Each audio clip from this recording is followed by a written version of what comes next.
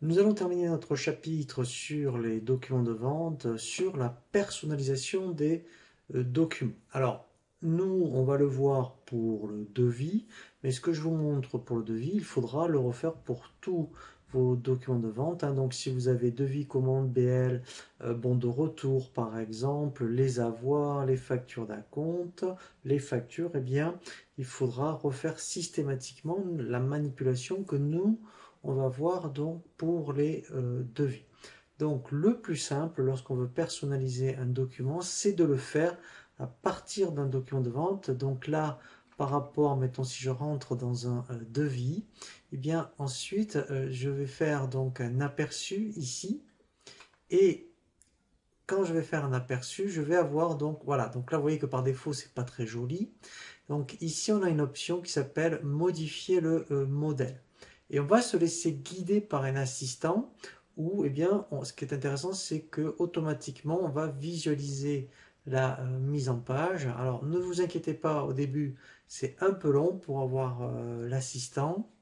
Voilà, donc là, il vient de me lancer l'assistant. Et donc, ici, je vais donc suivre, vous voyez vraiment donc tous les écrans. Donc au départ, il me propose de personnaliser, vous voyez l'entête. Ici, ce sont toutes les possibilités de personnalisation. Donc par exemple, vous voyez si je prends celle-ci, automatiquement, vous voyez, j'ai directement la mise en page. Donc là, ce qui est intéressant, vous voyez, c'est que, eh bien ici, on peut avoir directement la mise en page. Alors, par rapport au logo, vous voyez qu'ici, il le met tout seul. Pourquoi? Parce que, en fait, là, je vous invite à consulter le tutoriel dans les paramètres société après les informations administratives. Il y a donc l'option logo et dès qu'il le trouve, eh bien, lui, ici, vous voyez, il le positionne à chaque fois. Donc, je vais me prendre par exemple celle-ci.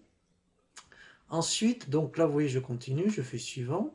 Ici, je suis toujours dans l'entête et là, c'est par rapport aux données. Donc là, bien sûr, en fonction du modèle que j'ai choisi, là, par exemple, vous voyez, c'est par rapport aux coordonnées de la société. Il n'y a pas le téléphone, le fax.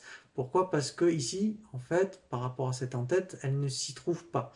Mais si j'en avais choisi une autre, eh bien, ici, vous voyez, donc, alors le fax n'existe plus, j'aurais décoché fax et elle aurait ici directement disparu. Ici, c'est par rapport au client. Donc, si je voudrais rajouter des informations, eh bien, je les coche et lui les mettra à jour ici.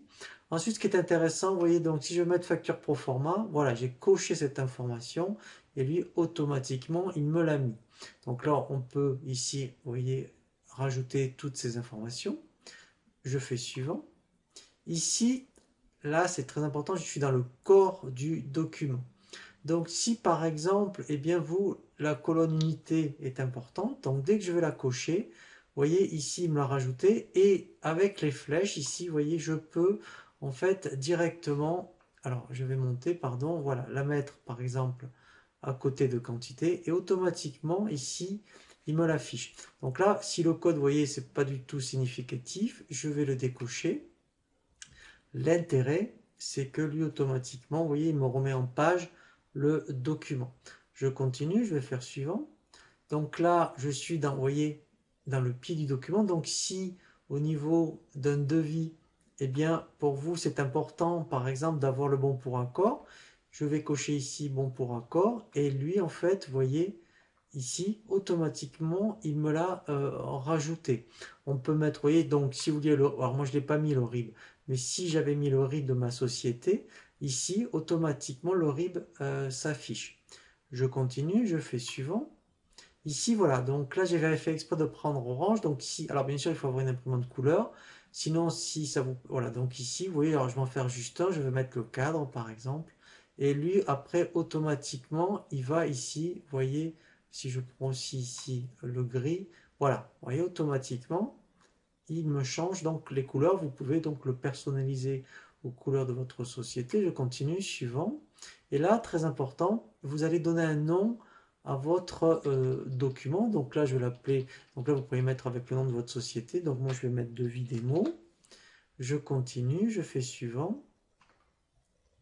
Et je fais lancer. Donc lui, il va l'enregistrer et je vais retrouver ce document, et bien donc directement maintenant dans la liste ici. Donc vous voyez, donc je vais aller le chercher dans le devis et je vais le trouver ici, vous voyez, devis démo. Et là, automatiquement, eh bien, j'ai mon devis personnalisé. Donc cette manipulation, après, eh bien, il faut le refaire effectivement. Donc pour les commandes, les BL, les factures, avoir d'acompte, euh, par exemple.